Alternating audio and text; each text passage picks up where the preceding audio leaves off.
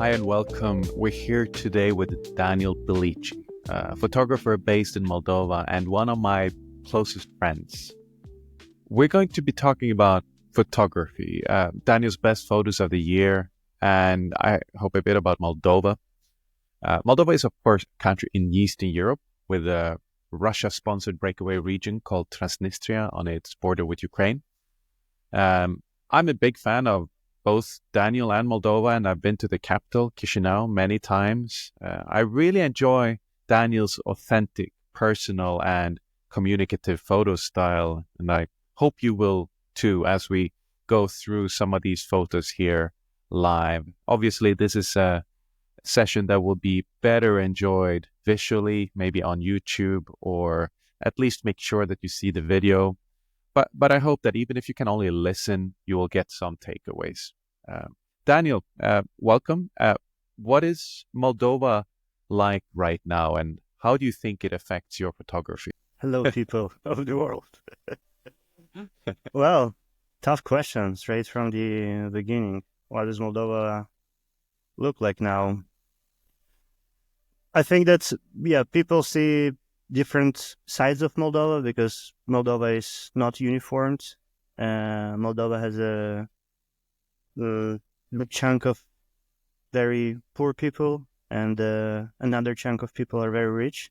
Is it the poorest country in Europe per capita? It has been in several years. We were changing place either with Ukraine, I think, in some years, either with Albania. Maybe, I know, as far as I'm not, yeah. But it's changing from year to year. I don't know if we were in 2023, but who knows? Maybe they stopped doing this to shame people. Let's just stop talking about poverty. Let's talk about happy things. No, but how I see Moldova and what do I see about Moldova is I think I see the good things, and I think there are a lot of good things happening in Moldova right now. I've been traveling to Moldova while I was living in Kiev with you, somewhere 2016 to 22. And when we were traveling with Christina, my wife, we were like, this is not changing, like it's all the same. It's you go like once per 6 months and all the same places, bars, restaurants, parks, people. And then when COVID happened, it like a lot of Moldovans who work abroad started to come back because, I have to stay in my office in London. Oh, sorry, office. Say I work from home in my apartment in London, or I can be in a nice bar in Chisinau drinking cocktails and pretending that I work. Ah, yes. Yeah, That's the beauty of remote work. We all love it. Why we love remote work, indeed. And many people came back with COVID. And when COVID ended, many of these people stayed. And they kind of like brought their new, a little bit more, different Western view on things in Moldova. And then like some processes started to happen, and we started to feel like there's some change. Like there's some dynamics, at least, which were lacking before. And then with the war, when the war started in 2022, it all accelerated like extent. It's just like with all the influx of refugees, people fleeing from Russia, everyone were just coming here, and like then they were using Chisinau as a point to travel further. So Right. it brought new energy, new blood, new money. And I also noticed a big difference. I was there a year ago in 2023, and that it had really changed compared to the previous time, which was a few years before that. And I did feel like a different energy in the country. So do you think this is a lot because of the people that came back and just all the new people that came from Ukraine and so on? Absolutely, yeah. I think it's everyone got to kind of like too bored of like just living their normal life, and everyone's like, fuck, let's do it. We have only one life. Maybe Putin will come out next after us, like maybe this. And everyone was just like became more open-minded. I hope not everyone, of course, but many people became, and it helped to the country to change, to start some processes again. That's were completely absent before. And is this around this time that you started to do more photography? Because you've been doing photography for a long time, but I think this is when you started to kind of pop up on the broader Chisinau stage, and people started noticing your work and so on. Right. I was taking pictures for a long time, and but I was taking them for purely a documentalistic reason to remember my life. And I took many pictures, and now when I look at what happened 10 years ago, I remember only the photos. So, like, I don't remember anything else. Only like, yes, I was here before because I had this picture, and like this, I remember this place because I have the picture of this place, and so on. But when I came back to Chisinau in 2022, I started to, something also changed in me, maybe, or maybe I became a little bit more aware of the situation where I am as a local, as a person who speaks both languages, Russian and Romanian, who can kind of like a little bit more comfortable walking in different situations and try to fit in. And this is when I started to take more pictures, and when I started to post them online on Instagram. I started to periodically post, and this is when I think I started to think about photography as something a little bit bigger, rather than just me documenting my life. But maybe it can add some other value. We're gonna take a look at your photos. We have a first set we're gonna look at that. It's actually about the. No, this is the wrong screen. I'm gonna open a beer. Yeah. The beer from a friend from Amsterdam. You know the brand? Oh, no, never heard of it. This is like a fancy beer beer. No. Yes. Yes, say it like it is. I had a guy from. He's a Turkish guy who lives in Belgium. He was here last week, and I met him, and he was talking about Belgian beer. And I felt very inferior with my simple lager taste. And he's like, well, in Belgium, we have all these kinds of beers. Yes. Yeah, the problem with the people who like beer, they they start to talk too much about it. I don't get it. Okay, look, so you can probably see here on the screen, this is one of your, I opened up a photo set. Maybe you can introduce this photo. Yeah. This is when I came back to Chisinau, again, 2022, neighboring, one of two neighboring countries. Moldova is neighboring only Ukraine and Romania. So in Ukraine, war starts. We are always on the kind of like map for Russia. Always this gubernia, kind of like. What is gubernia? Gubernia is like a territory that is in Russian Empire that is controlled by the king or the imperator. So it's like a small place that is part of the empire, right? And I think that the Russians still think of us like this. They don't really take us really serious and like, well, Moldova is maybe can be just, we can change it later in the negotiations, like when gonna be some like, okay, we're gonna leave this, you give us that and stuff like that. So when the war started there, of course, a lot of attentions by the Russians were focused on Moldova in order to politically destabilize the country, and a lot of protests started to happen here. And these protests were against the governing party, PAS, which is led by current president Maia Sandu. It is a pro-European party, and they started to like help the anti-Maia Sandu parties get more votes. And they started this protest where people were paid to come to be in the streets and talk about how bad Maia Sandu is. Boy, can you tell us what it says on these pictures here that people are holding up?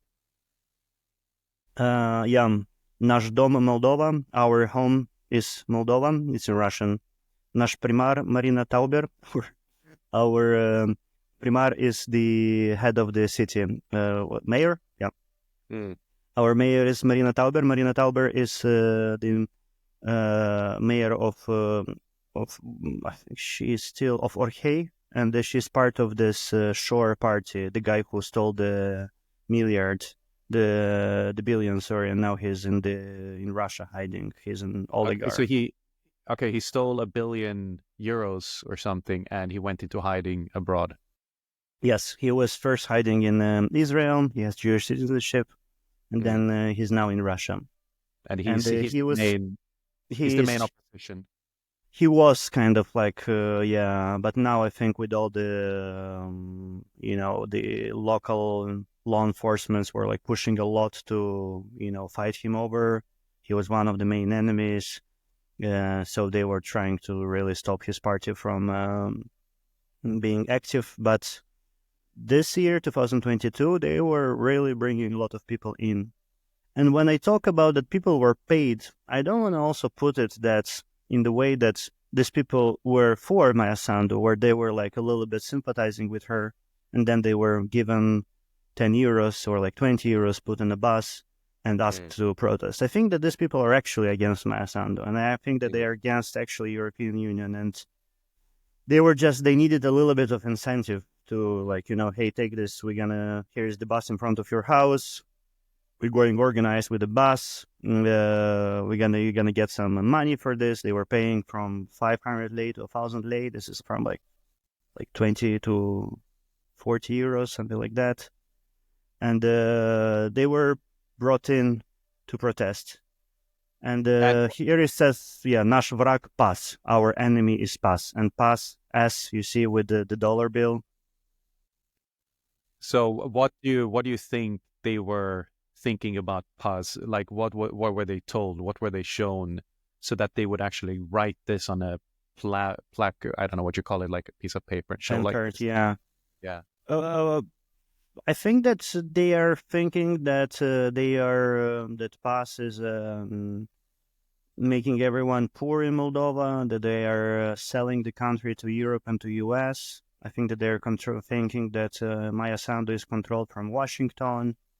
I think that they think that they are the enemy of Moldova, and that Moldova should be closer to, should be neutral, should be friends with Russia, with everyone.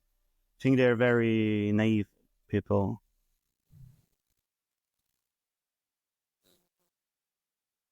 To the next.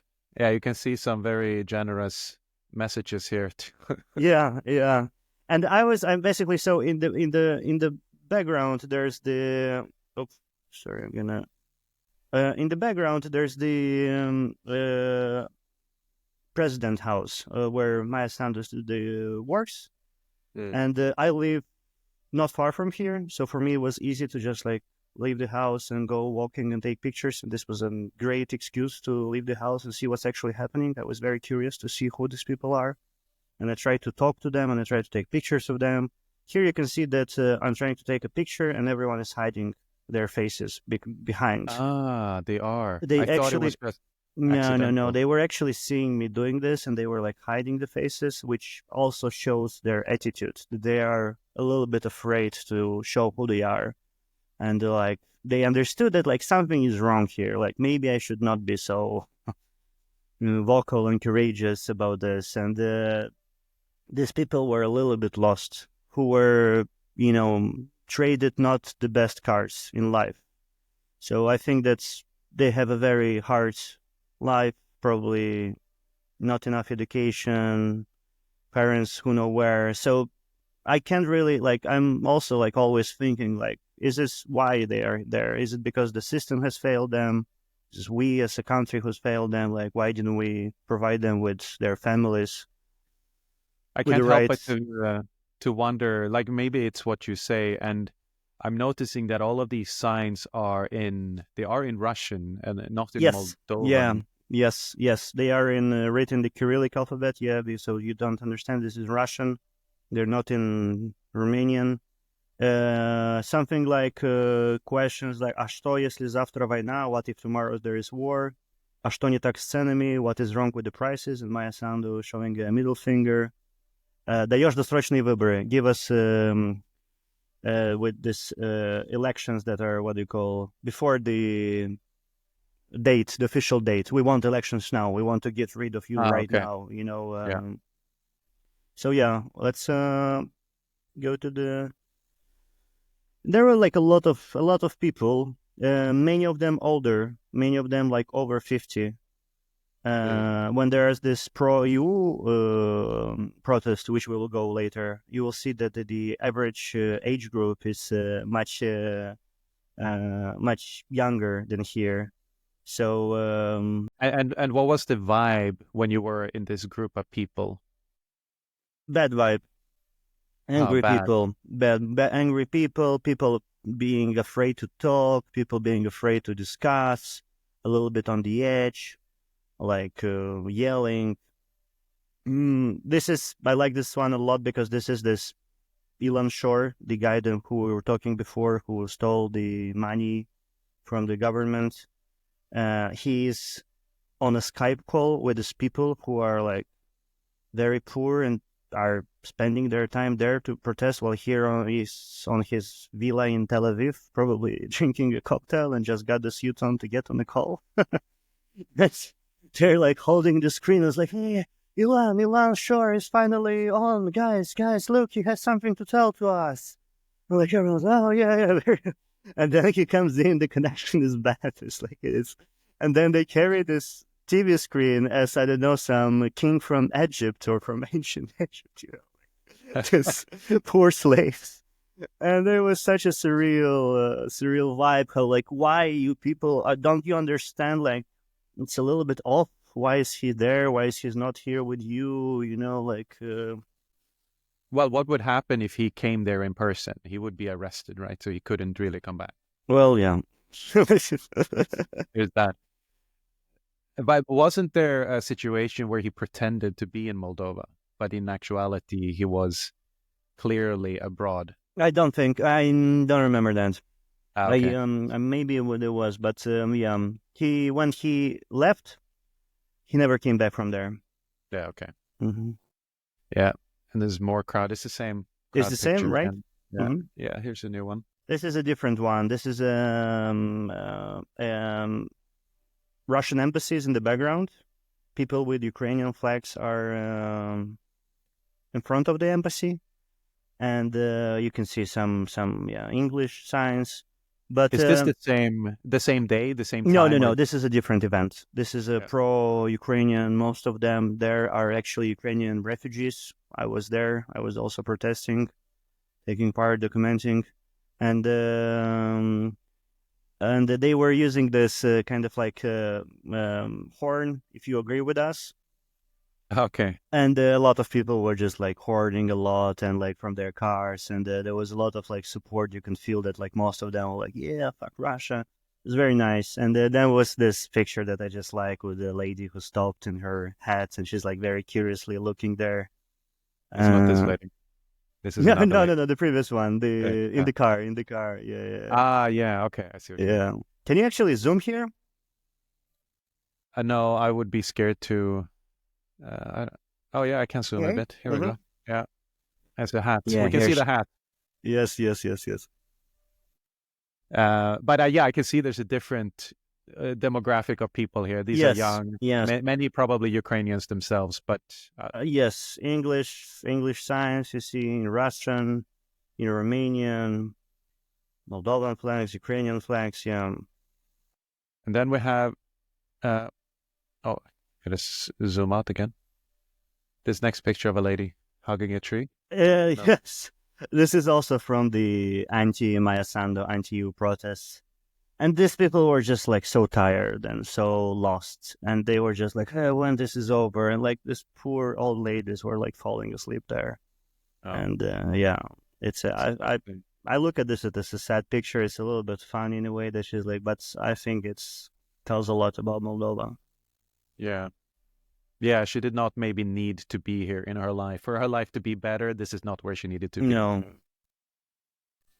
Yeah, I got some more people. Here I like this one also, of course, because of the hat. What can you tell us about the hat that this man is wearing? But also, of course, his view, he's like how he looks in front. You see that he's a little bit like this lost, uh, like where I am. But he doesn't seem like he's in the same crowd as the other ones, the old like engineers and so on. That Yeah, he's younger, but he's a bit probably you younger. can see that he's like also most probably unfortunate poor. So he's like having this hat from who knows where. He's just here downtown Chisinau, maybe one of his first times ever. I don't know, brought someone from the north of Moldova. And this is what Russia was doing. They were sponsoring this Elon Shore party, and they're sponsoring now other parties who have And there's these a schemes to like give cash to people, logistically afford it to transfer them here, bring them back, and so on and so on. And they come in and they're showing on this on the news. I remember that time, like Euro News were like showing you like, hey, look, these are protests against you in Moldova. But I was like, why don't you try to dig a little bit deeper? Like, don't you understand that you're actually spreading the misinformation that the Russians want you to spread? yeah. Maybe try to, talk to someone else. So it Maybe it's was a lack working. of It was working. yeah. What I'm going to say. It was fucking working. And Maybe a lack I of was, knowledge. Maybe this is not a sphere where a lot of journalists have deep knowledge, especially in the rest of the world. yeah, but, send someone who has understanding of the region. And I can see there's a lot of flags as well, so it's very pro Moldova and That's how they hide, yeah. They can't have the Russian flag there. They can't have the party flag. So they hide behind patriotism. They're like, we are patriots. We are for Moldova. Aren't you with us for Moldova against Maia Sandu? Yeah, you're against Moldova. Here you If you see don't. the different flags. Here So is we have a lot of European Union flags here. Yes, so this is a pro-EU event. I think it was happening in 2023, summer or May. Yes, 2023, May or June. This is when it was all kind of like more and more protests from this fake protests. And I was like, why pro-EU people are not doing something? Why they don't organize something to show that we are actually other people here who think the other way around? And things got, I think, a little bit too late, but the Maia Sandu did it. And she said, like, hey, everyone who supports you, we have to come out and, like, we have to show that we are a force, that we are together. And I'm calling everyone to join on this date on the main square in Moldova. So this is the day when it was there, a lot of people. I don't remember how many thousands, but of course, much more than when they were brought because everyone came here on their own intention. And you're telling me this is not a CIA op? Unfortunately, I was not paid. If someone else was paid, I was stuck. No dollars for me. Yeah. No, so yeah, it's as you can see these two. Yeah, this is like a counter reaction to the other Russian-sponsored campaign, and a lot of young people here, like Young painting their people, faces. young people, you flags, a little bit more active. Yeah, some smiles maybe from there and there. But with protests, if speaking about photography, it's very nice to take pictures because you are like it's so many people and there's so many journalists, and no one really gives a shit about you, another guy walking with the camera. So I think it's very, very good practice for photographers. It's like go in there and roam come in the crowd, start walking, take pictures. No one is really kind of like really worried about you. So yeah. I advise. My Well, advice is they were worried about you in the other one where they were in the yes, yes, pro-Russia yes, yes. demonstrations, That's but they're true. not That's worried true. about you here. That's true. Here I felt absolutely much more comfortable and like a friendly environment that was not so risky. Okay, so if you want to train, go for the pro-EU protests.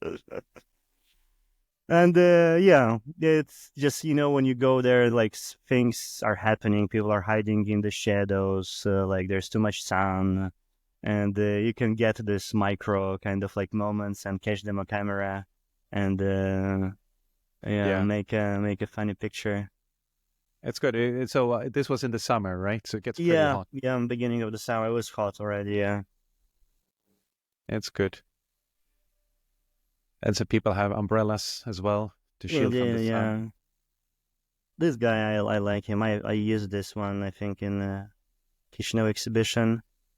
It's Okay. just, yeah, like a young Gen Z dude with the pro-EU flag looking in the sky. A very small Moldovan flag, I don't know why, and then this huge European flag. He's in his slippers. I It's mean, like, yeah, right in front of the. There's some good energy. I feel the good energy here. it's very good energy, but I'm too old for this fashion style of wearing white socks with slippers. I'm a too much millennial for this. This is a political statement, not a fashion statement. Wait, are you telling me that with European Union also you got to wear flip-flops with socks? It's a package deal. And here we have the person. Yeah. Yes. I when I had my exhibition in Berlin, I was the Germans asked me like, hey, maybe you can do something because it was right on the election, on the presidential elections in what was that November this year 2024. Don't remember the date. And they were like, hey, maybe you can do something about the elections. And I knew that I can't go in on the election day because it's very hard to get the press accreditation to go in. Mhm. So I was like, maybe I can catch Maia Sandu somewhere. I know a guy who works in the party. I wrote him. He connected me with their social media guy. And he said that they have an event where they meet with the youth, where she's meeting the youth in Chisinau. I was like, this is perfect. So they put me on the list. I went in, and this is an event where she had like a normal conversation with young people. I was very happy to see the young people there. Very smart questions. Maya Sandu was very nice with them. We can go, yeah. Let's just go scrolling. Oh, there's more pictures of them Yeah, here. yeah. There is. This is yeah. This series is from this event. She's having What was some. she? What's her personality like in these interactions? She's just like on screen. She's like a little bit shy, very mm, introverted, but always very kind of like kind, listening, focused on you, trying to understand your question. You see very smart kids with the Darwin. I really like that previous. What was that? Yeah, the origin of species. Yes. So yeah, the classical intellectual kids came to meet Maya Sandu. Very friendly, and yeah, she was nice. She was smiling. She was taking pictures with everyone.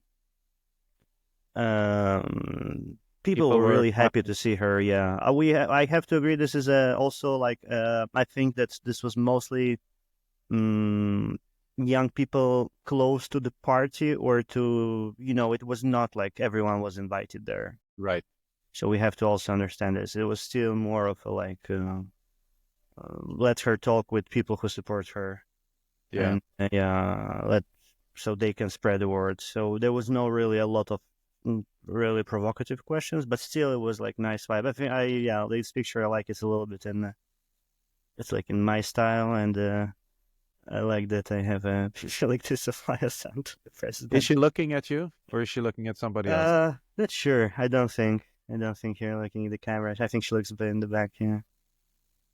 Yeah, that's a skill, isn't it, to be invisible as a photographer? Yeah, What? yeah. This is a very important skill. Yeah. If you're doing documentary and if Yeah. you want to be in the not affected, yeah. I think this is the last one here. Yeah. Um, but I think this is a very cool series. I like seeing like these different polarities in the politics of Moldova that you're getting just by being like you live in the center of the city and you're just getting out on the street and you see this immediately, right? It's happening. Yeah. Uh, I have to tell, like 2023, there were basically, I think, no protests. It was quite calm, nothing new. I think next year, 25. Oh, sorry, 2024. I was saying that it was no calm, but I think 2024 we're gonna have the parliamentary election. Yeah. Not clear yet, summer, spring, or autumn. No date, no official date, but I think this is when it's gonna get hot again. So I think I will have some photo content to shoot. Yeah, that should be good because there was a referendum recently this year, right? Right, the pro-EU or against to change the constitution to add if Moldova is kind of like accepting that they want to, because we are a neutral country currently in constitution, so we can't just come and join, or like Maya Sandu can't do it. She needs the people to approve this. And on the same day with the presidential elections, she did the referendum.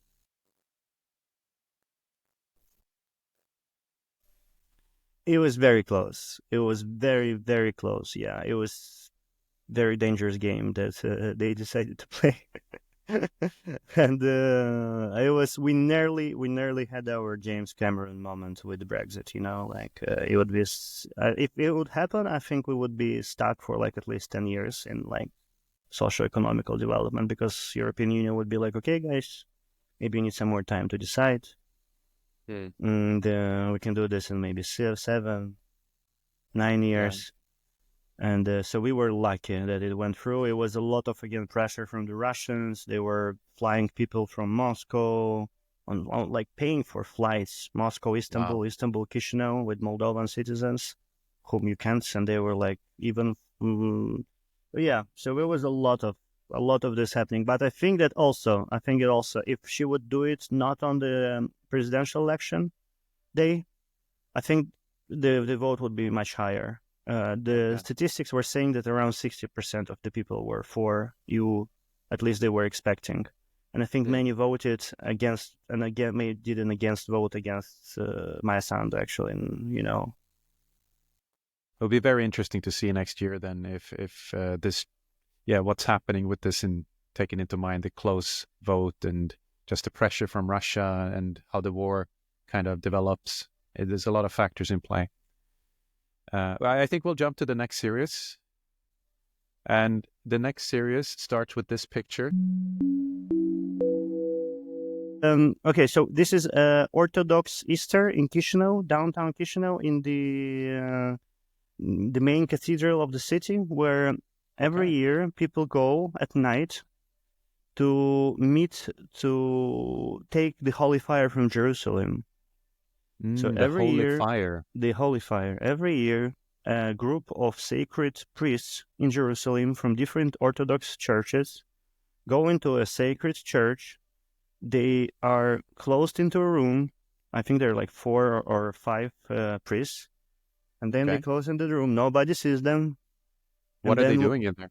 And then 1 minute later, they come out of the room with the holy fire. And they're like, a miracle again happened. We brought the holy fire to you. And they start to spread it. And this, you have to light it from another candle to also have the holy fire with you. And then they go to airports, and then they fly it to different parts of the world, like Chisinau, Kiev, Moscow. And in Chisinau, they bring it to the main cathedral, and then they start to spread the holy fire for the people. Regardless of what you think about religion, I think it's a beautiful ceremony with all these little candles lighting up all over the place. It's a moment of unity for people of Moldova. I feel it's a moment where everyone is like, we have these nice traditions that we have to keep.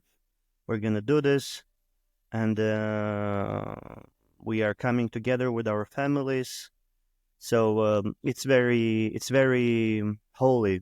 I think people are very respect a lot the church, yes, but in general, kind of like the traditions. So we have to do it. Our grandparents were doing. So they're going with their Orthodox pastry with the eggs, and this Rasta man also is. The church doesn't discriminate in that sense.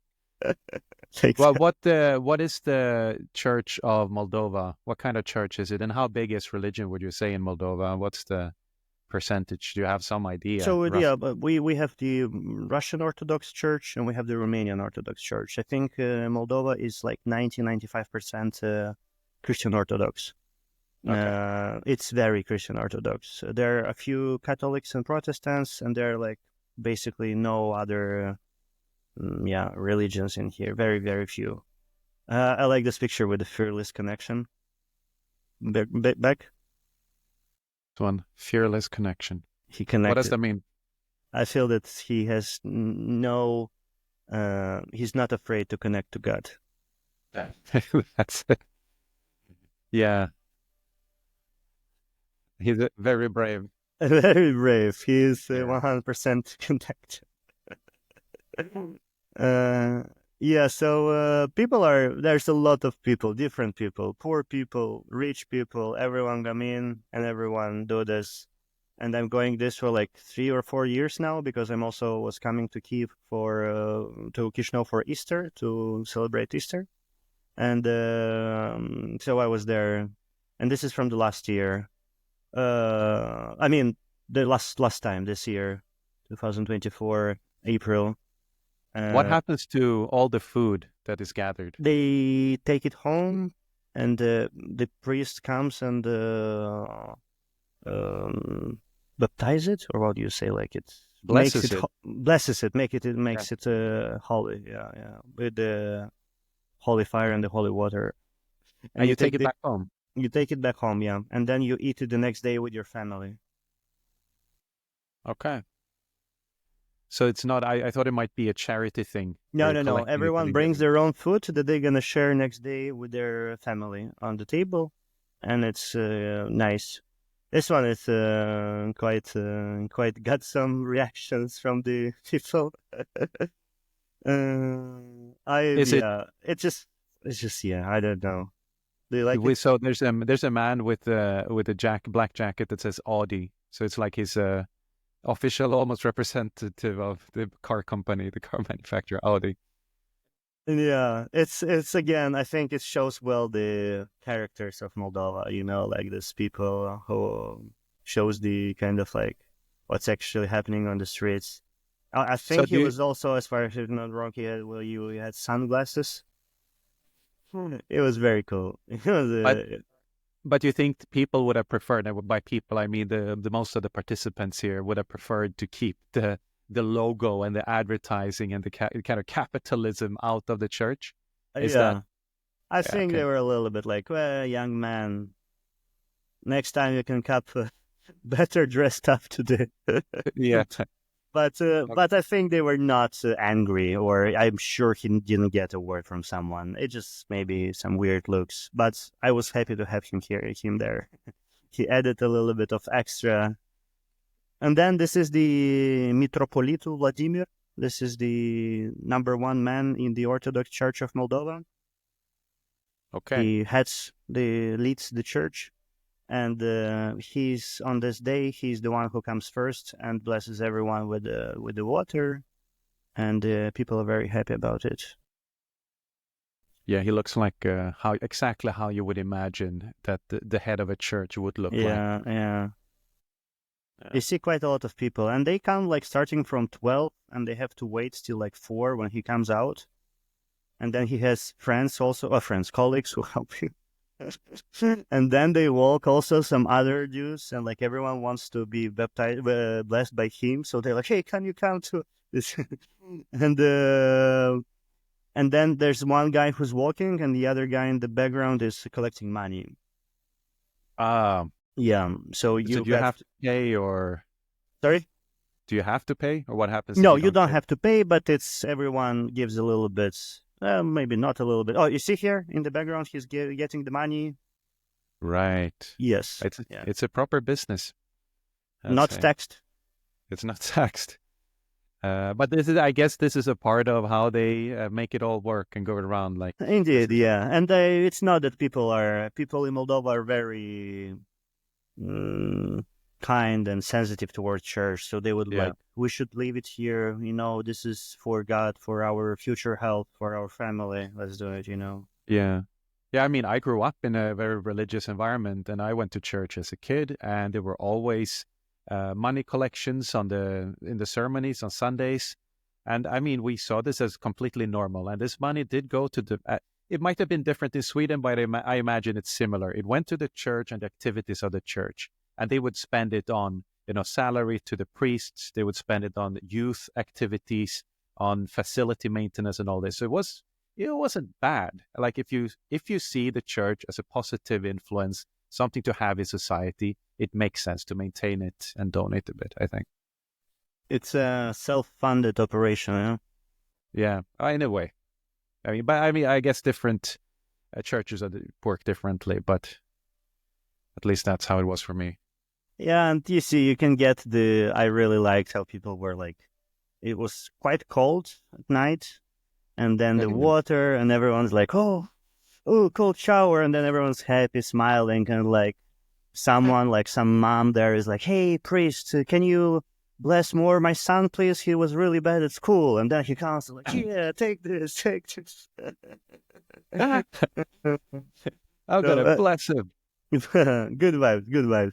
Here is a different story. It's also about church, Okay. but it's against. But here is the a more probably I would say radical part of the church. Some sub organization was going to organize an event against the gay parade, Pride, Mm. and I was actually going to the Pride to take pictures, and I think I rented a boat, and I was like going there, and then I saw them gathering, and I was like, oh shit, I think I should stop here. This looks more interesting in a way than I mean I've seen Prides, but not like this. And here, if you put it in behind, so one or two, yeah. So they were well organized. They had the speakers on wheels. Mhm. Yeah. They the speakers were big, and they were reading prayers in there.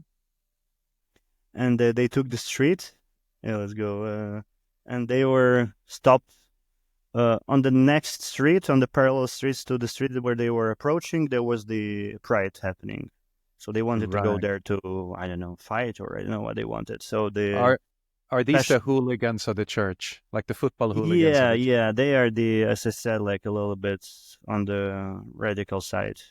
I But don't these look think. like, if you don't see the picture now, but in the picture we have like innocent-looking nuns, elderly women in Yeah, black. I don't know exactly. Yeah, I don't know how they're. Is it like organized by the church? Are they doing on their own? Mm. But these are like real nuns, yes. And So it seems like they are engaging different, very religious institutions to speak up, to defend the Christian values that they have. the family, Um, yeah. so some of them might be more violent or like be out for a fight or trouble, but some of them are just, I conservative. think they are well all from the same organization here. Okay. Yeah.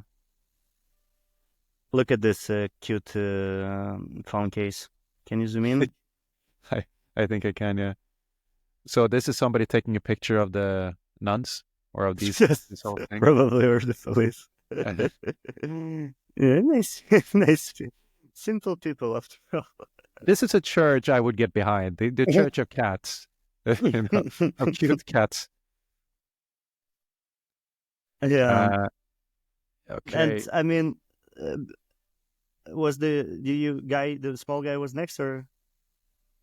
Ah, This no, is the no, next. okay, before, yeah, and weird characters there too. I kind of like liked it. They had their, and also pan cards. And I tell you, I was the only photographer there. I was the only journalist, and they were Really? a little bit happy about me being there, because they were like, "Oh, finally someone is looking at us. We are important." I was the only one, and I was like, also, I maybe understand why journalists are not going here, because this was happening for many many years in Moldova, and now they were probably more interested in showing the Pride parade. But I think with my kind of like work, what I do, and the bubble that I live, people from my social circles, like, they don't really see this church adepts, the radical ones, in their daily life. So when I showed this, and when I posted this on my Instagram, I think there was a lot of like people were like shocked that, like, why are they so aggressively looking, Yeah. and stuff like that. So I think there was like a little bit of a window into something, a world that they haven't encountered or haven't seen, even though they also live in Moldova. I've only ever been to one Pride parade, or maybe one that I was inside, and that was in Kiev, in Ukraine, many years ago. And I remember there was the same kind of thing. You had people in black clothes that kind of gathered around they wanted to create trouble. It felt quite intimidating. Like Mm-hmm. they were hiding their faces and you didn't know what they were planning to do. And I guess this is similar. Like some of them are just protesting, but some, yeah. maybe some more sinister. But I wanted to ask you about the coverage of this, let's call it the dark side of the Pride Parade phenomenon here in Mm-hmm. Chisinau. Mm-hmm. Do you think that there was some conscious effort from mainstream media or something like that to not focus on the bad things, but to try to highlight what they wanted to be proud of? Maybe I don't have an answer to that. I don't know because I didn't talk to journalists about that. I think we Mm. should ask them why Yeah, we they should ask. haven't been there. My only theory is what I said before is that maybe they were doing. I mean, I've seen this on the TV all the time when I was growing up. These churches going on protests against protecting the family values, against European, uh, bad values that are coming in. And I've been seeing this year after year Mm. since the parade, since the pride started to happen, and even before that. So maybe there's some just like tiredness of showing the same. It Yeah. was interesting for me personally, like as a young male, to walk into there and like this woman was crying and she was like yelling at the police. And these guys are just like, you can see their eyes. You see, like some of them are, they're looking at me, the police lady and the other Yeah. guy. They're like, probably also don't want to be there. I can totally understand them. But I mean, there was no need to bring the special forces there. These were simple old ladies who can be tackled by simple police, probably. I think this was a little bit of an. But they closed half of the city for that. I tell you, for the parade, I couldn't. I have a press card, and I could pass by only with a press card. But it was like very tough. They were controlling everyone. Like you can't use the streets. So I think that now with this on this parades in the Kiev, the ambassador of U.S., UK, Sweden are working with the embassy staff in the prides. So I Hmm. think that they want to make sure that everyone is safe and secure there. Yeah. I mean, there has been a history of violence Of in course, these yeah. situations. The only one I remember though is the one in Georgia many years ago, where Pride demonstrants were beaten, and so afterwards by yeah by similar gangs around them. So I think it makes sense. They want to take um all pre what's the word? Oh, what? They want to take all pre. They want to make sure it's secure. Yeah, I couldn't Okay, find the okay, word. okay. Weird people. And they, as I said, that you see here, they're a little. She's like a little bit like, hey, look at my book. And she showed me the book first, and then she opened Mm. it, and she started to show me some specific line from the book, and I was not so interested in taking a picture of. But hey, since that this was, they were like again, wow, some journalists, photojournalists. Let's show him the truth that he can spread this. Mm. That's a lot of emotions. I like here the barefoot woman.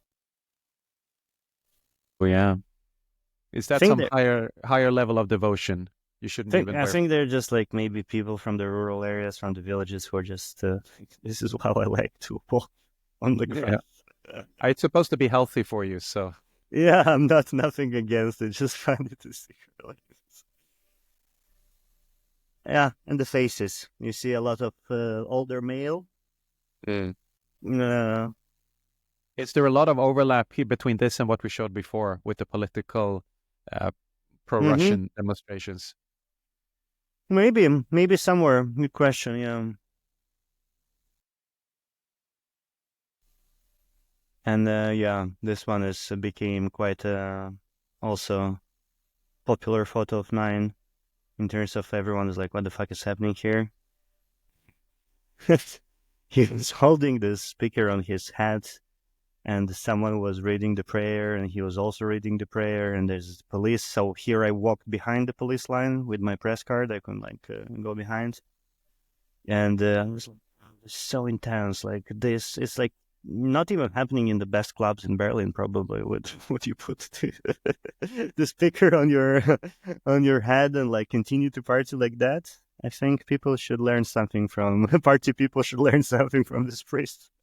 He's a real MC. Yeah, put the big speaker on your head and just. Well, he isn't speaking, is he? He's just showing the music. Yes, he's supporting the main DJ, basically the MC. And yeah, also with keys, of course, brought down. Got to start early. So that wraps up the church collection, and I think it's a very interesting snapshot of life in Moldova. But something that's also interesting, like from one extreme to another. Good, it's a good change, yeah. What's going on here? What are we looking at? So this is a Vogue dancing competition. Vogue dances are, I think they originated in New York in the gay communities in the 80s, 90s, when they were having their kind of like dance as a cultural statement. It got big in Paris, as far as I know, in Europe, and then it spreads basically all over the world. Now, Vogue is not necessarily considered like only you can dance this if you're gay, but still it's kind of like mostly used by them. And here is a competition organized by a local dance club, as far as I know, and they have judges. These two guys were brought from Armenia, as far as I remember, and they are also dancers, and they're like two Moldovan judges, and they have different competitions like hand dances, face, lip syncing, blah blah blah, and anyone can participate. This is a guy from France. They brought a famous Vogue dancer and performer. He's also a singer. I think he's from Paris. He's a big name there, many followers. And I think it's the. Did they get some? Or no? I would probably. I think they're not getting any sponsorship from anyone. I think it's one girl that's doing it on her own. Yeah, sorry. Yeah, where did this happen, and why were you there? So this was happening in a club, in daytime, in a club in a region of Chisinau, Ciocana. I don't remember how I found out about it, but it looked interesting. I remember that I was like, shit, this is something that I might be better to go there. And as far as I remember, it was on a Sunday, and I think I had a big party on a Saturday, and I was a little bit like tired. But then I still I have to go there. And I was absolutely not disappointed. It was such a surprise because, first of all, it was such a nice vibe. Like, it looks very kind of like open, revealing, sexual, but it's not. It's very friendly. People are very supportive. People are really happy about everyone. People are smiling a lot, and there's really no sexual context there. It's like, I mean, except the clothes, because we were looking at a lot. I mean, mostly women being lightly dressed, also some men being lightly dressed. Yeah, but like this BDSM parties, or like what they tell about, I know, Bergheim in Berlin, and when they have this dark sex rooms where people meet to kind of like do this. This is definitely not about this. This is first of all about dancing and about looking good and about feeling confident, I think.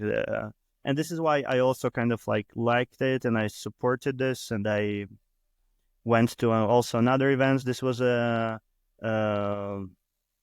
secret ball. It was something with the gray color, metallic. So everyone was dressed like this. Unfortunately, I didn't know that was the dress code. I was not dressed accordingly. I think I have some pictures with me there too. That's why the singer is looking at you with some judgment. Maybe he's like, you white boy. What are you doing? Yeah. Is this what all the people were protesting in the previous photo shoot? I think yes. I think I posted my second event. We're gonna see it later, and then it got a little bit viral. It was posted by some people, and then I started to get a lot of hate speech in my on this post from people who like, oh, you finally wanted Europe in Moldova. This is what you got. Look at this. I see a lot of happy people. I see a lot of Yes, yes, me too. confident people. Like, oh no, we got happiness and confidence Yes. and horrible.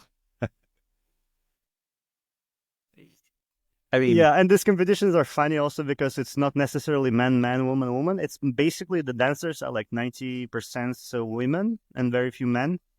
And sometimes you get this, and I think it's great. Looks very interesting. Like you got some contrasts. You got I really is like it. there? So is there? I'm not suggesting that the man on the left is gay, but based on his clothes, he might be. Do you think? Is there a big gay scene in Chisinau? Is it easy to be openly gay, or is this one of the It's few times becoming where easier and easier for sure, and it's definitely coming up now. We now have a gay bar Mhm. sponsored by the Dutch embassy, and we Um, yeah yes. that's what the European Union is doing to Moldova. That's it. And we have these events that are getting easy to and but I don't think that it's still. I see a lot of men holding hands in Chisinau. I see more women holding hands in Chisinau, but not men. So probably still a lot. There's a big road ahead. Maybe they could take from India. Have you heard that it's common for men, best friends, to hold hands in India when they're walking on the street? Yeah, It's nice. very interesting. It's very unusual for somebody from Sweden, where you don't really hold hands with I, anybody. uh, But like, I I did an Indian event. I shot an Indian event in Chisinau, and I saw that they were very touchy with each other. The man, they would like hugging, mm, putting the hand on the shoulder, like or something like that. It's very also interesting for me as a Moldovan. yeah, is this the same event now? We're looking Yeah, at yeah, women yeah. Same events. The backstage, ladies are maybe. getting ready for a competition. I think it was something like yeah, I don't remember how it's called, but more like sexy topic. So they're a little bit more undressed, and I think they were not even allowing people to take picture. I was the only one, or like where two photographers were allowed to take picture during this, and yeah, then I had to get approval to use them. It's very fascinating. We're looking at yeah, women. It's some kind of show where women are showing off, or people are showing off themselves in very interesting outfits, and the crowds are cheering them on.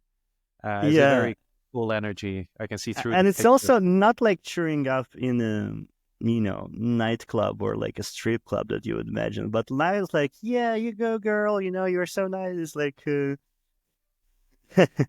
Yeah, and they do this like they come to the judges and they need to do some like weird, I don't know, dances, face expressions, and there's always some tension between the judge and the dancer. It's like and I was basically staying behind the right next to the judges, so it was Mm. like right, it was all happening in front of me. Definitely the best places to be, the Yeah, best seats. you you get all the attention. They're all showing, Yes, stuff to it you. was very close.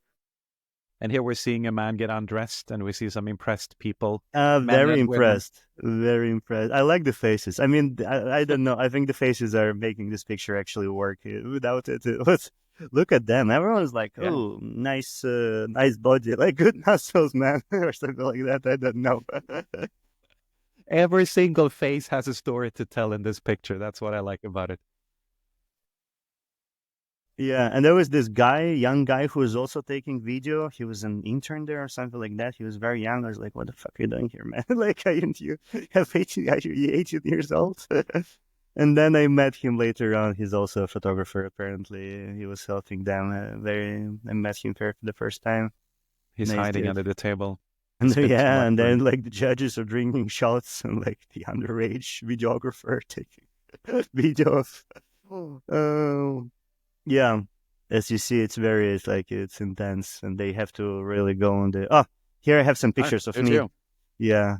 sometimes you have to participate also to support, like as a photographer, like you don't want to be the asshole, you know. No, You have to be friends with everyone, and like that they feel calm about you, and they were taking a picture. I was like, hey, let me help you with this.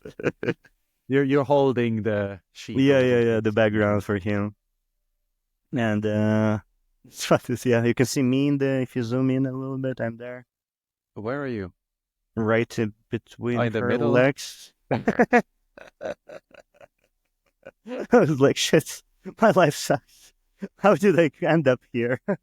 I would never say this photography will bring me here. Uh, Yeah, you did not expect this. 20-year-old Daniel could never have foreseen this, I no, think. so should not. Uh, this is I think, the same guy who was undressing. Yeah. Also, so you get both, yeah, both of the worlds. And this is another one. This is also the same event organized by the same people in a Okay. different club. It happened on the next day after my Chisinau exhibition and after my birthday, and I was also like super dead, and I was like, no, I need to go there. And they did it on the Moldovan topic, so you can see a lot of Moldovan flags, and you see she has the Moldovan flag laying, from her waist down. Yeah, a ribbon. Uh, Here is the mamaliga, the classical Moldovan food, the Oh, what kind of food is polenta. that?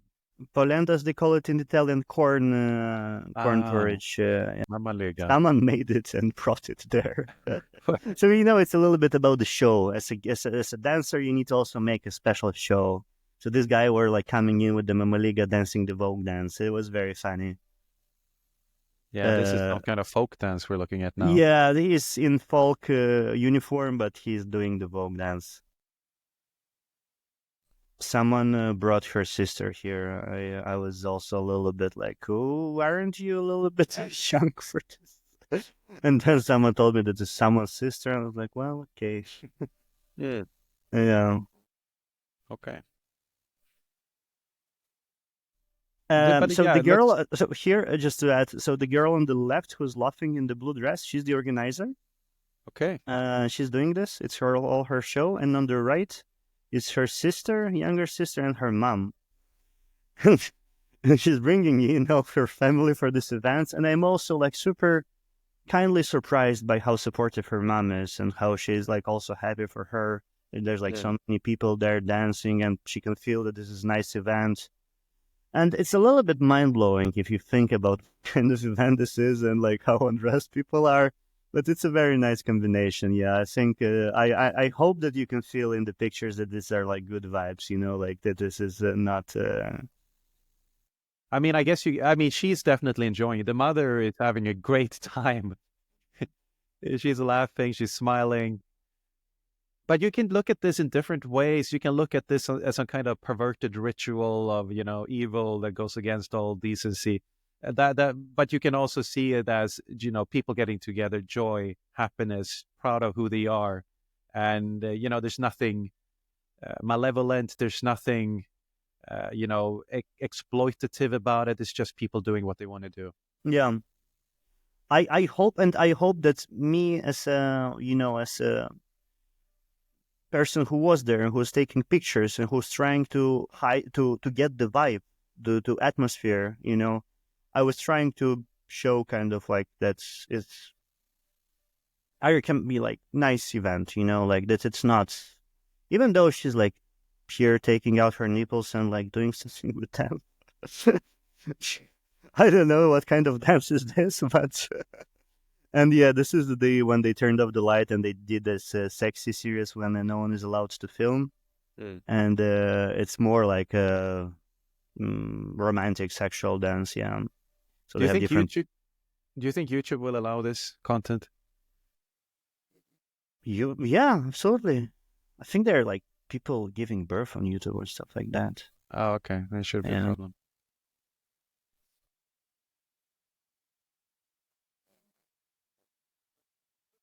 you should go to one of these events. They're gonna have an event soon in January, and I'm gonna actually post about it before, and I'm gonna ask recommend it to people to go, because a lot of people were writing me after that, like, "Hey, Daniel, where is this? We want to come too. We want to see it," and they didn't know about it, and now. Do you think they want more attention around this, or do they want to be more of a closed, tightly knit I think community? I think they want the more attention, the better for them, because it's kind of like spreading the message more.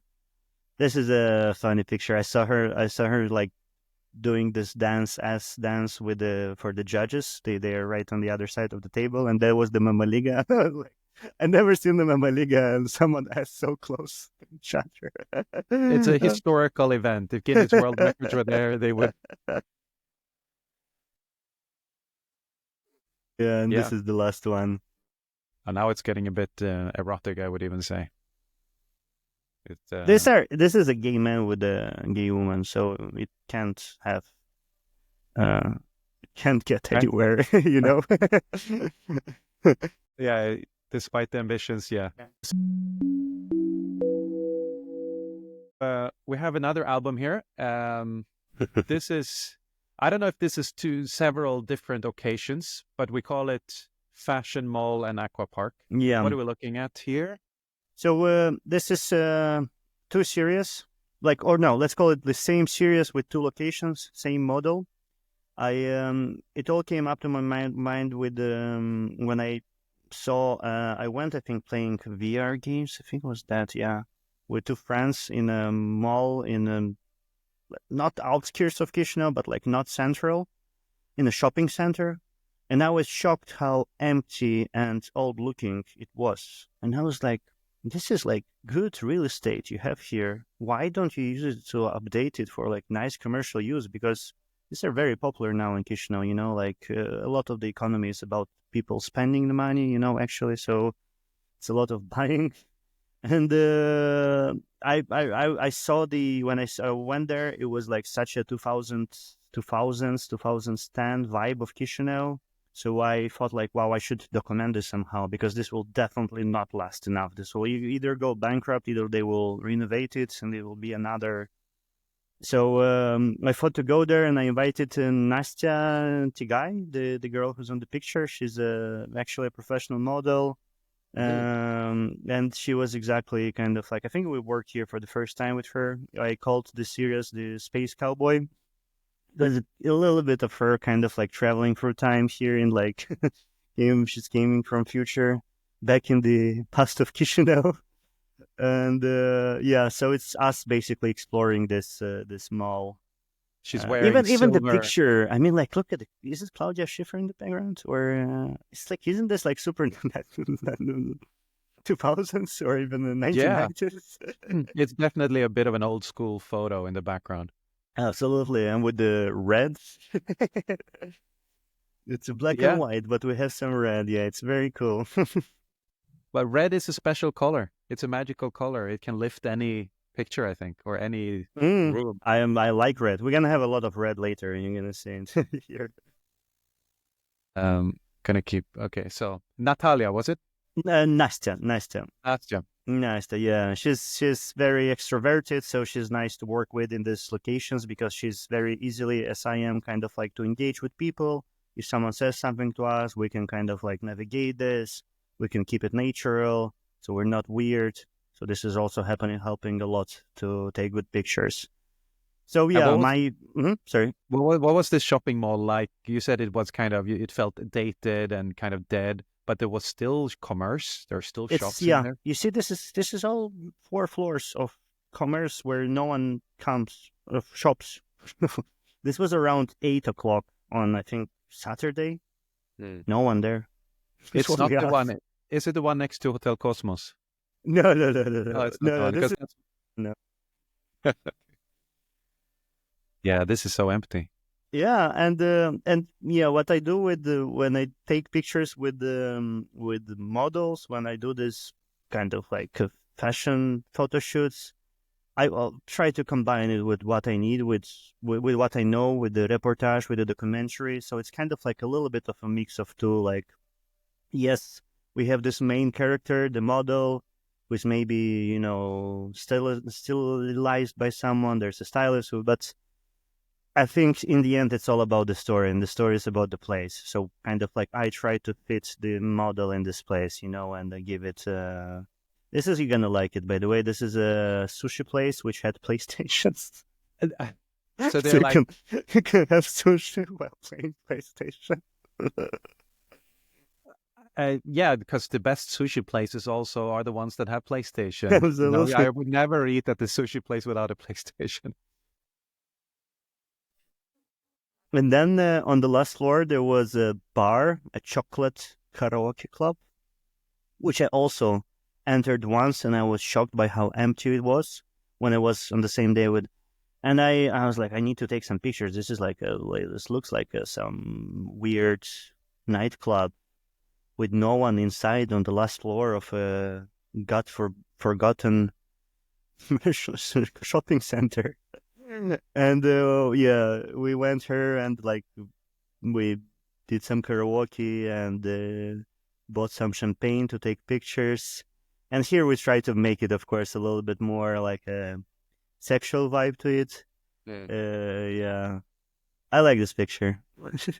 I like these. I think you've captured a place where. Do you think people go here on a Friday night? Do they come here to sing karaoke? I don't know. I not that I've seen. I then found their Instagram, and I checked their Instagram, and like in 2022, they were doing some strip shows there. Probably they were like, we're having bad business. What can save us? Let's get some girls to dance here. So it's a little bit like this weird, yeah, small club with Did they no talk one. to the Did they talk to the sushi place? Because it could have been enough with a PlayStation. Yeah, they have PlayStation. What can we have? We'll have Yes. strip dance. And I talked to the management before that, and I tell them like, guys, can I come? And they allowed us to come. I think an hour before they were opening, and this was all their stuff. And I was like surprised by how friendly and supportive they were to us. So she was like basically laying on the bar, Yeah. and they didn't even care about that. Like, look at them. They're Do you just think like talking, and they were not like trying to not be in the picture or to hide. They were just like minding their own business. This is the administrator, the woman on the right. I didn't post this. I'm showing it because I found it always so weird how people don't care what you do there. And when I go sometimes with models to work and like we start taking pictures of everyone, usually the models are like always like, wow, people don't are not actually afraid of taking photos of. People are actually friendly and people are actually nice. I was like, yes, this is what I'm trying to tell. Like, if you are smiling, if you're sending a good vibe, if you show that you're doing this for real, like this is not some bullshit project, people kind of like this, and they try to help you, and I really like this. I think that's I'm trying also to show kind of like this positive part of humans with my photos. Yeah. Did you manage to convert this into a popular location? Like, did you? No, I don't think so. I don't think so. I even posted where I took these pictures. I hope people give it a chance now that they see the Yeah, multifaceted yeah, yeah. nature. Come to chocolate in Chisinau. But I had no. I had some pictures with a chocolate name in it. So if they wanted, they would Yeah. find it. Yeah. Okay. And then yeah, I turned off the. I think here it was without a flash. I did. I really like the red light, Yeah. and yeah, it's a strong picture. Nice. This one I really like it because we were doing That's this, it. and we were just trying to take a good picture with these people in the background, and then door opens. So we just sit. The door opens. This girl, it's like 9 p.m. just looks in. She looks in. She's a little bit surprised. Looks at me. I start to take pictures. 1 second, she looks at her, and then she closes the door and she leaves. And I was like, "What is this? If this is not God's intervention, God Himself is helping me to take a good picture." Yeah. But it was funny. Yeah, these moments they really appear out of nowhere. You can never come up with this. But if you're just attentive and trying to press the shutter button, in the right moment, you can maybe catch something funny. This is what real life looks like. It's not a Probably, perfect yeah. world No, without it's a perfect world, though. Yeah, it's a world with global, you know? It's a Everything. world with global guys who work at nights and Yeah. probably hate it. Yeah. This night I call this picture I called the sleep paralysis.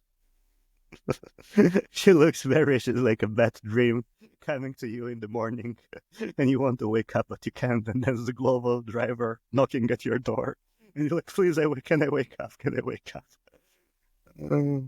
Yeah, we left the karaoke and we went to the VR place. So this is on the same floor in the same shopping center. It's a very weird kind of like futuristic 2000s looking VR place that is Is in the this also the same VR place with place? it's the same corridor with the and this is also super funny. So this is owned by a couple, husband and wife, and they are working there. And we were taking pictures, and at one moment, this husband kind of like started to talk to us, and we were like, "Nice, blah blah blah." And he's like, "Can I also take some pictures?" And then it's like, "Well, yeah, probably. Why not?" And then What? he got the, and then he was started with his camera to like go in on Nastya. And first he was a little bit like shy, and like I was working in the front and he was working in the background, and then he was starting to get the first kind of like spots. Go if you go scroll next. I know this can be a little bit later. Oh, it's a planet. Oh, there he is again. He's back. The man with the He's camera. trying to take a picture of her ass, I think. Yeah. Did he follow you around? Like he wanted to be He your was with that. protege? Yes, yes, yes. He was following us around. What was he doing there? It's their business. They're doing this VR. He and Ah, his wife. I think this is the wife in the Adidas tracksuit. Yeah. okay.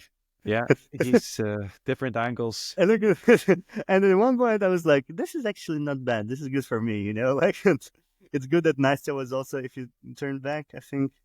Yeah, she was still even look at how professional she is. Even for him, Yeah, she's like doing a real fashion post. very professional, I have to say. Both of them, professional Both of photographer. them, absolutely. This I love this picture. I love just this casual, alluring pose in front of a doomsday apocalypse in the background. And the apocalypse is in the background, and apocalypse is also on the ceiling. If you're gonna look at it, it's like this completely destroyed ceiling with like But yeah, mold on it that they will no, never renovate. It's like such a weird vibe to it, yeah. And then he was like, guys, you have to try VR. You have to try VR. You're gonna like it. You can shoot people there, blah, blah, blah. I was like, okay, I'm not gonna try it, but maybe she can do it, and I can take some pictures. I think they were very happy that we were there. They were like, was this his life dream to open this virtual reality showcase studio? And I talked to them about, they told me how much they think they paid like 4,000 euros to get the franchise of this game. To it was very expensive. And it was a very simple game. I was like, man, do you know about Pirate Bay? Like, why? It's seriously, there's no other way around, to start this because it looked like a big investment in terms of the rent. He told me also how much they paid. It was not cheap. not They had cheap. quite a lot of space there. So I hope their business is going well. But this VR games they're not really taking off in terms of No, popularity. It's still very weird. but I can see there's a lot of headsets, so I imagine that this is for events, for bigger groups and parties. That's what they cater towards. Maybe Do you remember his name? The owner? you want to message? You want to invite him to the next podcast? I want to talk about virtual reality. I've heard you're an expert. Go visit him. I Whatever. will. I will. Yeah, I need to actually go by and say hello, see how they're Yeah, doing. I hope the business is going well. I do hope so. Yeah, Having she fun. actually was really digging it. She was like, "This is actually cool." It's amazing. I'm connected to the Matrix. And this is a It's different one we did with her, I think, like half a year later. And this is an aqua park. Of As course. Moldovans are joking, the only sea that Moldova has is this aqua park. It's called Vara Vara. It's a big on the border of the city, like center with the pools and yeah, all For the some reason, facilities. donkeys. There's a donkey here for some reason. I don't, For aren't the donkeys a regular part of any aqua park? they're famously sea creatures, so of course somebody wanted to get a few sharks, an orca, but no, we only have budget for a donkey. Okay, I'll take it. Yes, this is what we can afford here in Chisinau. Yes. But they have this very cool, colorful slide going down. Yeah, the slide is cool. It's very nice with her outfit, right? Has the same It fits. fit, and it was fun for good times. I called I use this. I get in touch um, with the facility managers. I knew someone gave me a number, and they were very friendly. Like, yeah, you can come. They gave us free tickets. They Okay. gave us free tickets for me, Nastya, and the stylist, and they gave us a place. And I sent them the picture, and I think they never used them. I think they were like, "What the fuck is this weird This pictures?" is not what we expected. So I don't think I will ever get another free ticket there if I'm gonna call them. But I need it only for once, so so next time I'm gonna pay if I'm gonna go. Do you think, is this a common place where people go? Like, have you been here privately before? Yeah, no, I haven't. I have been there at parties. It's a very popular facility. It's very big. It's busy. It's good business. I think they're making good money. It's well prepared. It's nice. Yeah. So for an escape in the city, it's good. Do people go? Because there's no beach in Moldova at all, right? There's no beach in Moldova. I mean, there's no seaside. There's There no are sea. river beaches, right?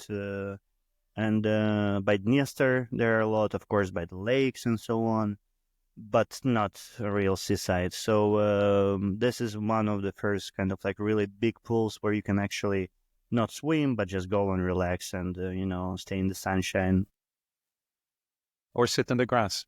or sit in the grass, play some volleyball. Yeah.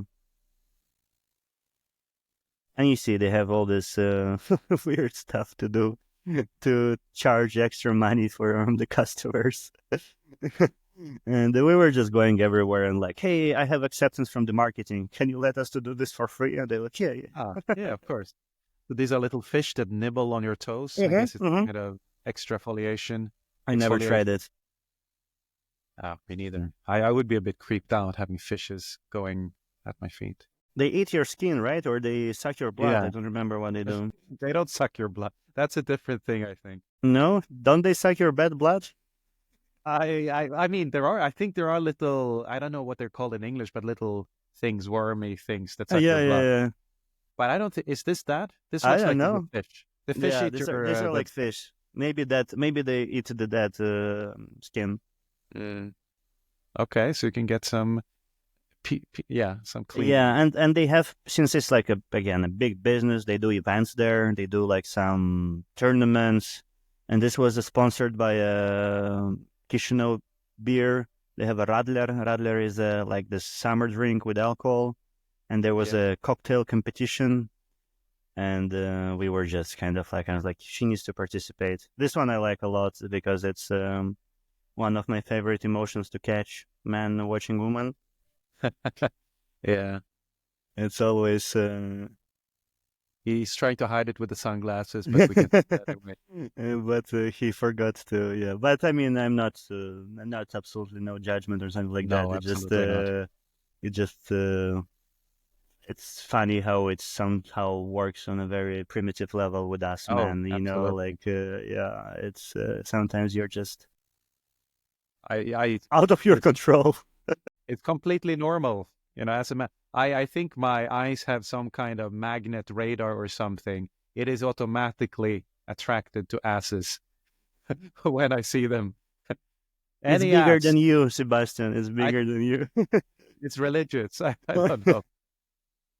Um, So you see, it's a lot of people there. It's a big pool. kids. Here I convinced them to do a cocktail for us on the marketing budget. So he counted it Yeah, on of course. that. I didn't, yeah. Oh yeah, like this one. People come Uh, here to relax, Maybe clearly. people come to relax. Yeah, it's like many different people, all group ages. Oh look, there's the Princessa Diana behind her. You Oh, see the? vaguely, this is Diane. She just got older and moved to Chisinau. That's what happened. Yeah, there was no car crash. Gosh, too soon. I don't know. They're having fun though. These are animators, I Yes, imagine. They yes, work for yes, them. yes, yes. They work there.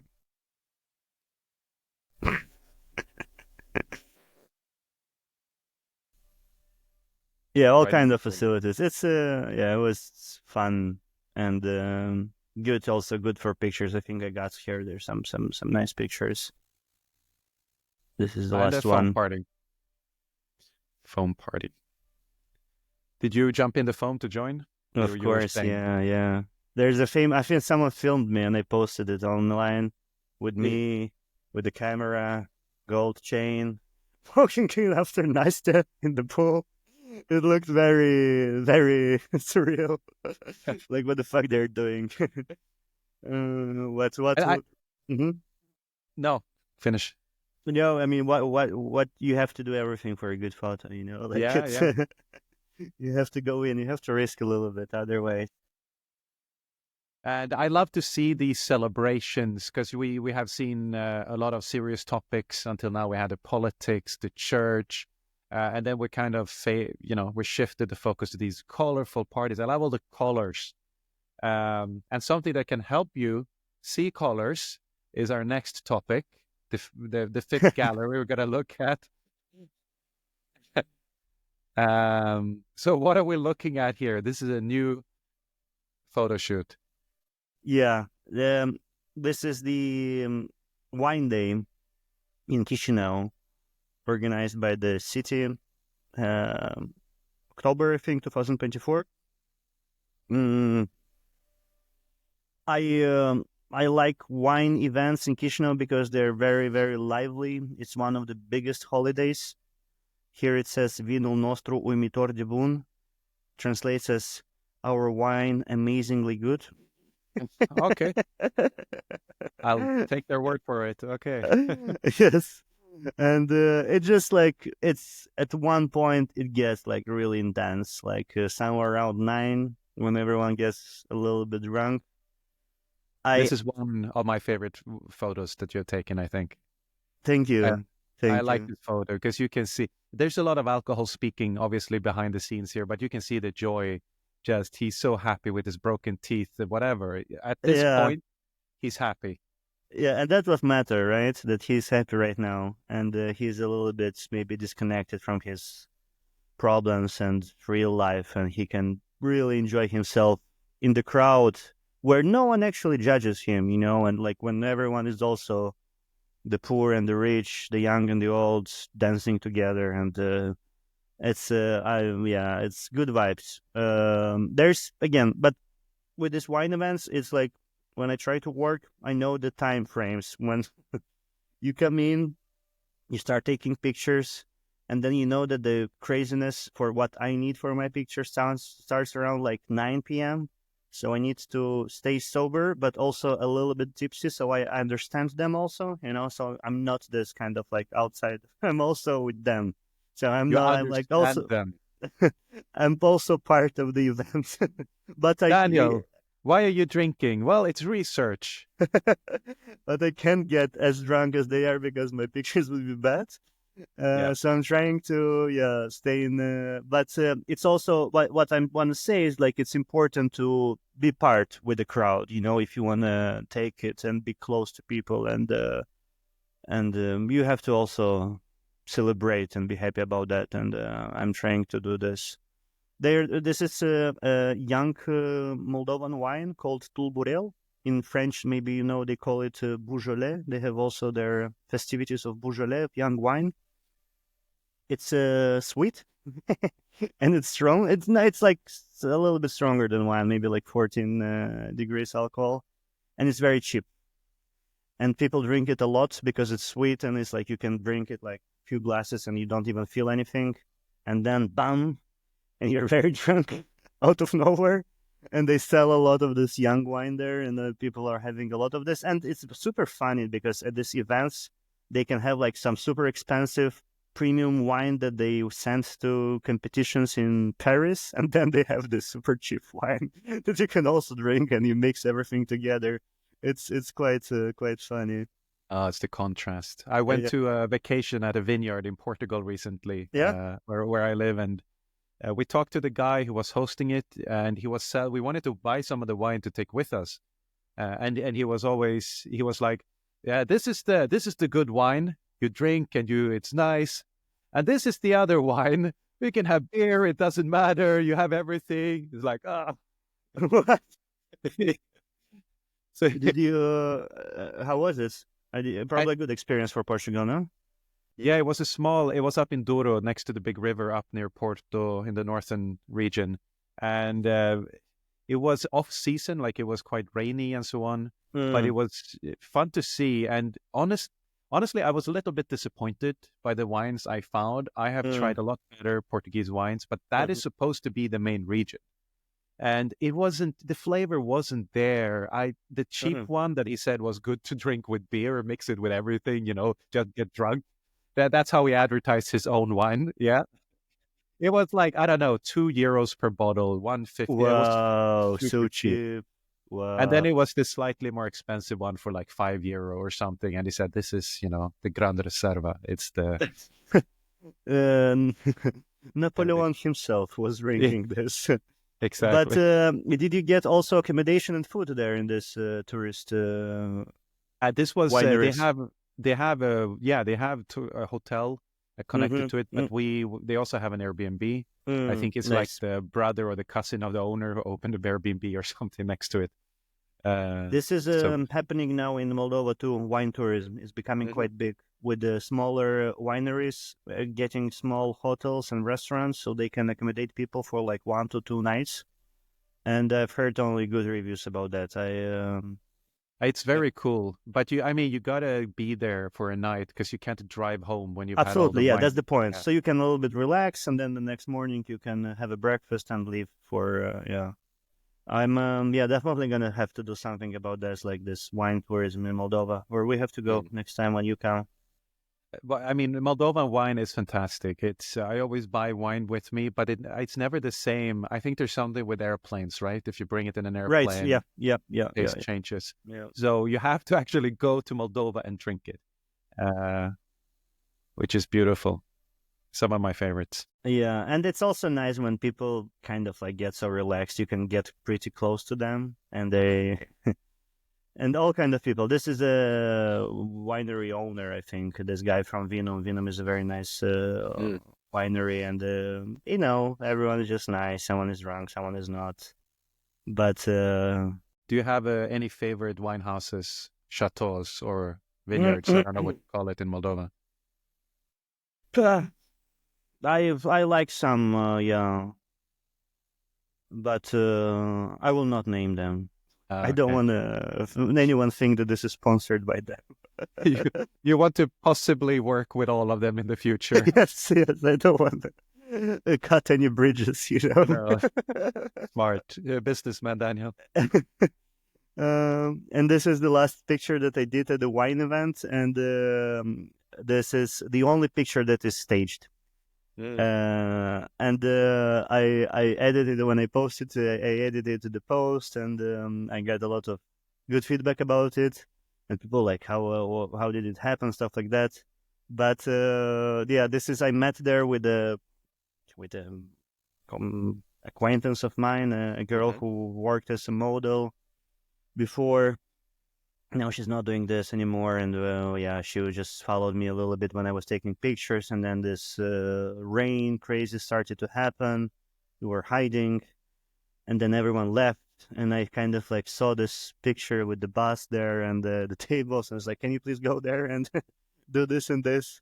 And I was there. We were hiding, all of us, me, her, and like a group of like 10 men, like workers from the streets, or like some other also tourists. So it was like only man and us there and her. And then she left there. She left, moved, like walked there, stayed on the table, and everyone, like, it got on everyone's attention. They're like, what's happening? Why she's going on the table? And then she takes off her Hoodie. hoodie, and everyone is like, yeah. Everyone was so happy, like, cheering and applauding. I was like, men are simple creatures, like Very no simple. explanation, nothing. They were just like, and I was like really trying to focus on taking a few pictures, like to get a good one, but I wanted to laugh so hard with them. They're Yeah, like they don't understand the final destination, but they like the direction this is going. exactly. Yeah, it's a good start. It's a good Yeah. start. Oh yeah. So it's Oh, that's interesting. Yeah, you had only one umbrella. You gave it to her. it was her umbrella. Oh, I okay. was under the city umbrella, that they have installed. We were all hiding with this group of men there. And this is a different event. Yes, this is Vibe. different. This is a different vibe, and I also like this because this is also a wine event, but this is not a national wine event that happens in the city under the sky, on the open location. But this is a paid location where you have to pay 200 leis to enter. This is 200 leis is like 11 euros. And you get a ticket where you go in this amazing old Soviet building, like very big, where like 50 to 70 wine producers are in, and you can have all of the wine for free. And if you are smart, and if you know that some producers put their like 40 euros wine there to taste, you can basically just come to them and like, hey, can I have this? Can I have this? And they will just, this is such a good deal, like value for money. If you are really a wine drinker who knows what you want to drink, but even if not, this is still a very fun event because it's a little bit more upscale. As you can see, people here are in like white shirts. Yeah, it's indoors. So it's indoors. On the left here is the Dmitro Laiba. I think he was the vice prime minister or something like that. So like everyone comes there. It's like a normal man in black ties, foreigners giving weird looks to girls. Of course. What would an event be without that? Yes.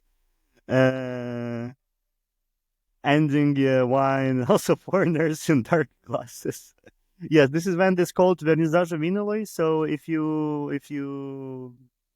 are in Chisinau, I think it's happening like 3 or 4 times per year. If you see one happening, you have to absolutely go. I always recommend it to all my friends who come to Chisinau, or not even to Moldovans. I was like, guys, if you haven't been at least once, it's really fun. I love Moldovan wine. This is clear, but I have to ask, and I love that there are events like this. But why is USAID behind it? Well, okay. Yes, the USAID is everywhere. Yeah. Quite a big logo, right? So this is American tax money. This is what... American tax money getting to Moldovan drowning trunk. This is so Moldova is an agriculture country, so a lot of our economy is based on us producing, agricultural products, and the wine production is a big part of it. So they're basically helping the economy. They're basically helping the economy, and this is also something that I would say that they see as a lost opportunity for Moldova, because they like, hey guys, your wine is actually good, but you are not competitive and not good on the international market. Like no one knows you, you don't have a strong brand, you don't have some kind of unity as wineries to work together on this. So, I think they're trying to facilitate the process and to make this happen. And it's actually, I think it's good. I'm not sure. I might be lying. We need to fact check that. Do you have an assistant with you who can Google now stuff? Yeah. What do you want me to fact check? How big is agriculture in Moldova? Like, winemaking. Because I think it's not that big. But I think they're just using it as a reputation card, like something good about Moldova that puts it on the map, that can bring tourists, that can maybe help other Moldovan products go on the shelves in Europe. I Now, mean, yeah, Mhm. sorry. So they Go are on. shipping a lot of this to China now. It's I think second after European Union. Yeah, it's really big. U.S. China. also, but China surprisingly, red wine specifically. It's I know people who are doing a lot of this export there, and there's Okay. some wineries in Moldova who are not even selling in Moldova. They're just doing the export. Very very few bottles in Moldova, and everything else for export.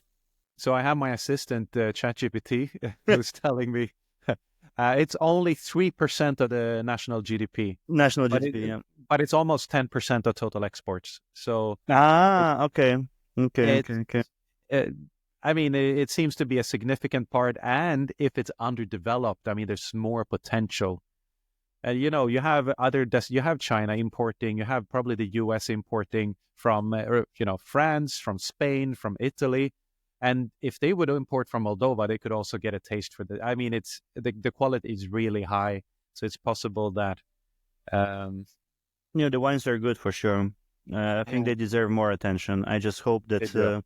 the Moldovan winemakers will have the skills and to do this, because of course the competition is insane on the European market when you can buy a French wine for €4 or €5, right, in the supermarket. What you said about Portuguese wine, €2 now per bottle?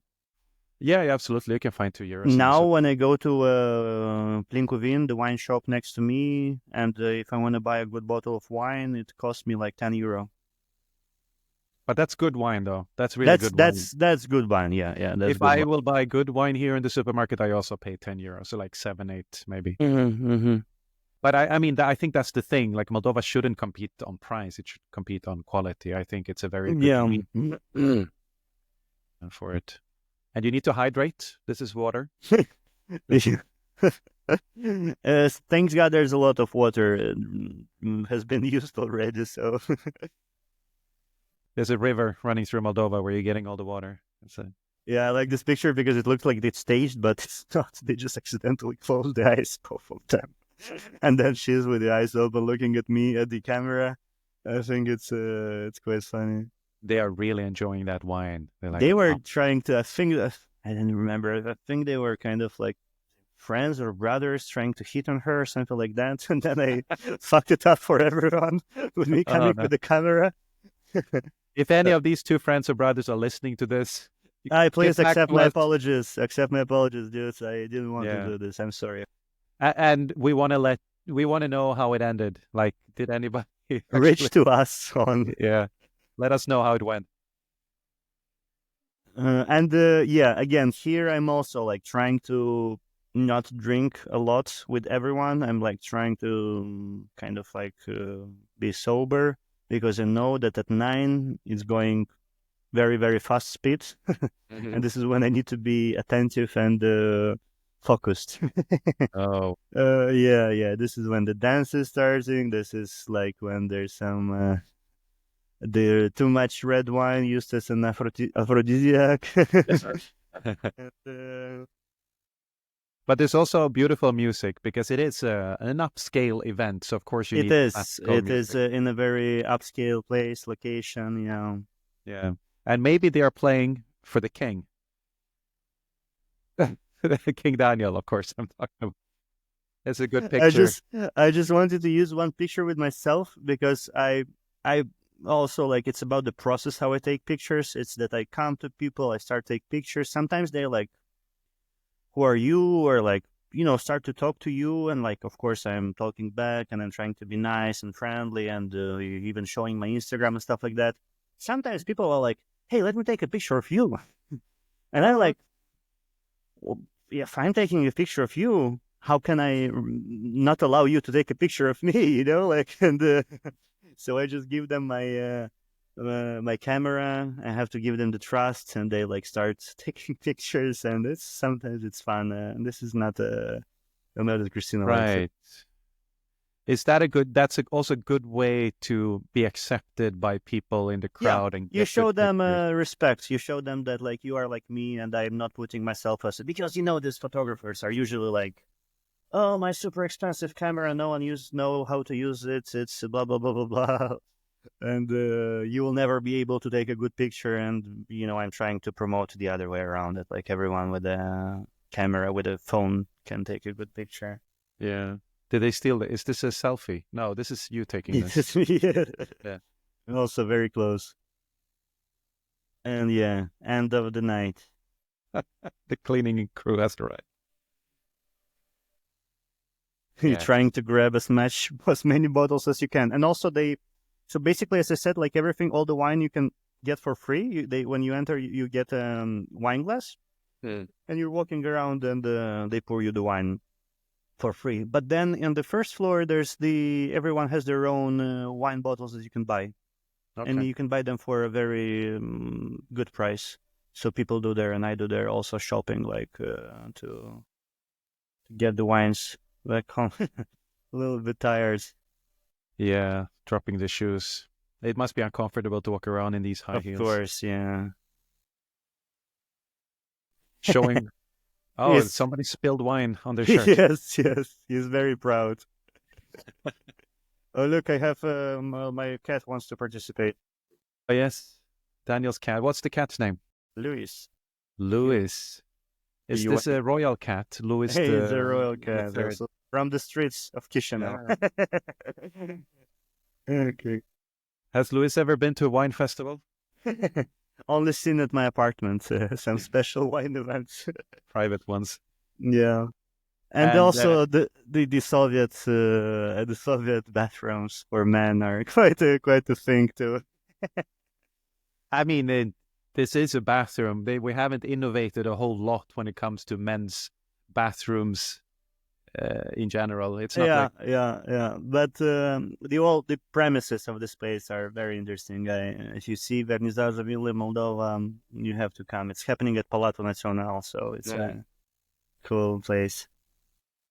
Yeah, this is probably a very used room during these wine events because a lot of drinking, wine, water. Then you gotta go and sort it out.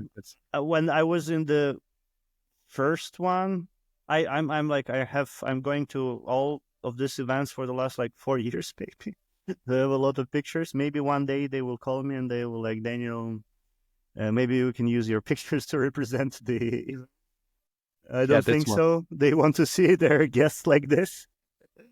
But I think at the first events, I was like, yeah, I went into the, yeah, no, I will, let's not. Yeah. There are some untold stories. Let's keep them for the next talking. But I mean, this is the last photo of the presentation. I think it's a good photo to end that.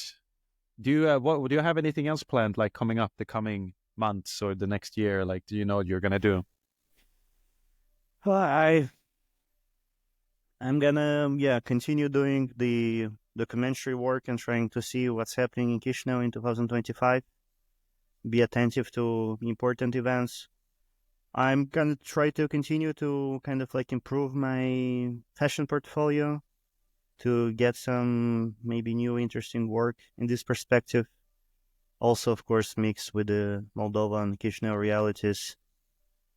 But now I'm gonna also try to work more on the communication side of like my work. I think that in the last few years I have done a lot of content, and I need maybe someone who can help me go through this content, like a photo editor, curator, help me maybe put this in series and stuff like that. Show this somewhere. After my exhibition in Berlin that I had now, I feel that there's a positive feedback to my photos from people from abroad, and that there's some interest, and that's maybe I should work more on kind of like showing this outside of Moldova. I don't know how to do it yet, but I'm planning to work on this a little bit now in the upcoming year. Sounds good. I look forward to. Louis, sorry, Louis. Sorry, he's destroying the house. It's destructive. Is that that's our cue? We end the feed. Thank you for coming, Daniel. Good luck. Follow him on your channels. I'll put the channels for Daniel in the description so you can give him our support, or reach out if you want to work with him. All right. Bye-bye. Thank you, Sebastian. Thank you. It was a pleasure. Thank you for listening to Splendor of the Sun. It was nice to have you. Hope to see you again. This is a podcast about stories and histories, geography, wars, and mysteries. If you're interested in more and like the vibe, remember to hit like and subscribe. Sometimes truth is complicated. Like emotions, it can be unconsolidated. The sun in splendor is a symbol to maybe guide you. We could all use some knowledge to ride to. We have to burst the bubble and leave our chamber. The echoes grow stronger and put us in danger. So come back when you're ready for more.